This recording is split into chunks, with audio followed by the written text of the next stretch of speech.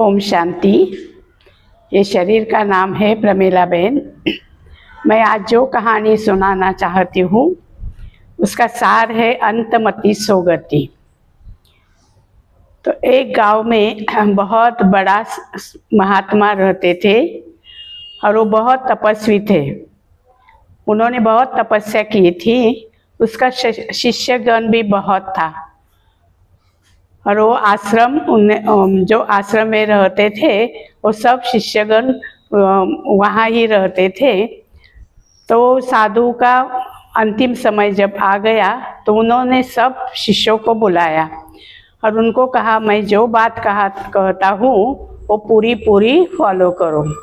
फिर वो लेट गए और अंतिम समय में उसका आया तो उन्होंने बोला कि जब मेरा अंतिम समय आएगा और मेरी आत्मा चली जाएगी ऊपर तो देवता मेरी आत्माओं का स्वागत करेंगे।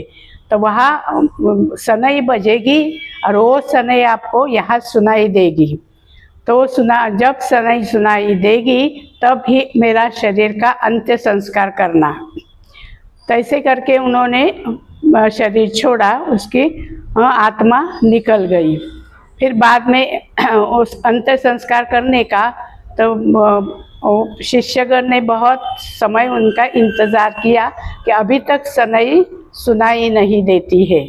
तो अभी क्या करें, एक दिन हो गया। फिर सब चिंता हो रही कि कितना दिन ये बॉडी रखेंगे, ये शरीर कितना दिन रखेंगे। तो एक शिष्य था, उन्होंने कहा कि बाजू में एक दूसरे महात्मा का आश्रम था, तो वहाँ जाकर हम उनको पूछेंगे कि क्या करना है अभी। तो वो सब उनके पास गए तो उन्होंने बोला कि ठीक है मैं देखता हूँ। फिर उन्होंने ध्यान में गए और देखा और उनको पूछा कि अंतिम समय उसके ध्यान कहाँ था, वो कहाँ देख रहे थे। तो शिष्यों ने बोला कि सामने जो पेड़ है उसमें बड़े बड़े फल लगे थे, पके हुए फल लगे थे, तो उसमें उनका ध्यान था।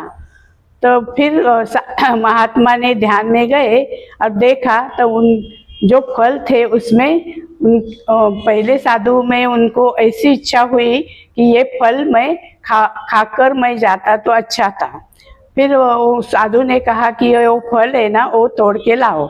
फिर शिष्यों ने वो फल तोड़ के लाया और वो काटा, तभी उनके अंदर से वो आत्मा निकल गई और ऊपर गई और फिर सनई बज गई।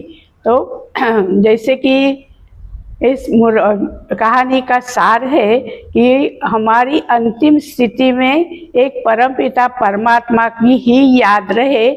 इसके लिए अभी हमें अभी अभ्यास करना है कि अंतिम समय जब आएगा तो एक परमात्मा के सिवाय और कुछ भी याद न आए, क्योंकि बाद में कहाँ न कहाँ हमारी बुद्धि अटक जाती है। इसलिए ये प्रैक्टिस करनी है कि अंतिम समय एक परमात्मा की याद के सिवाय कुछ भी याद न आए। ओम शांति।